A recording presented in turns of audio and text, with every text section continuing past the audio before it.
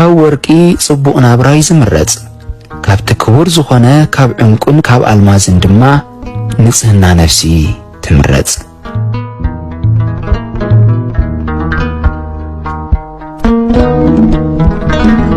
ነገር ዘመላልሱን ሕጊ ዝጥሕሱን መታለልቲ ሰባት ብፍጥነት እዮም ዝጉድኡ።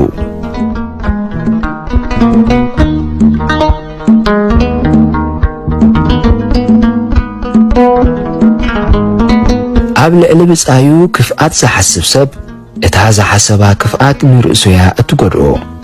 ብናይ ማእዘን ከም እትመጾ ግና ኣይፈልጥን እዩ።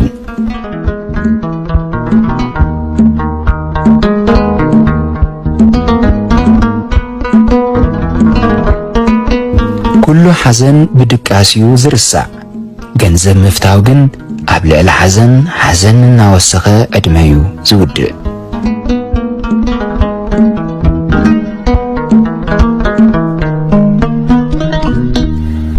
ዋንኡ ዘይፈልጦ ብዙሕ ሃብቲ ኣብ ልዕሊ ናይ ምዉታት መቓብር ከም ዝተቐመጠ መግቢ እዩ።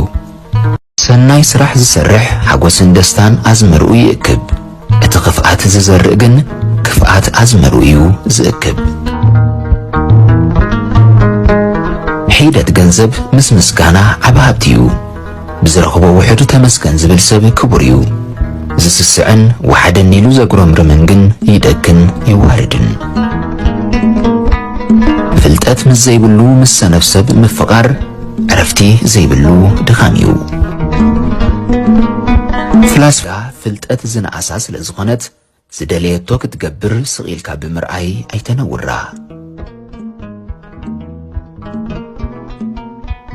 ኣብ ዓለም ተሰማሚዕካ ብሰላም ክትነብር እንተደኣ ደሊኻ ካብ ዝኾነ ነገር ምርሓቕ፣ ቁኑዕ ፍርዲ ምፍራድ፣ ሕያዋይ ምዃን፣ ካብ ምዝራብ ዘይተዛራቢ ምዃን፣ ብዝሓለፈ ነገር ቂምን በቐልን ዘይመሓዝ፣ ሰነፍ ዘይምዃን፣ ሳዕስዒትን ጸወታን ዘይምፍታው፣ ንኹሉ ሰብ ትሑት ምዃን፣ እዚ እንታዩ ካበይ ከመጸኢልካ ከይሓተትካ ስቑኢልካ ምብላዕ፣ ካብ ዝሓስካዮ ካብ ንእሽቶ እንተኾነ እውን ምክፋል፣ ምክርኻር ዘይምፍታው፣ ዝሰማዕካዮ ምስጢር ምሕባእን ናይ ብጻይካ ኃጢአት ዘይምግላጽን እዩ።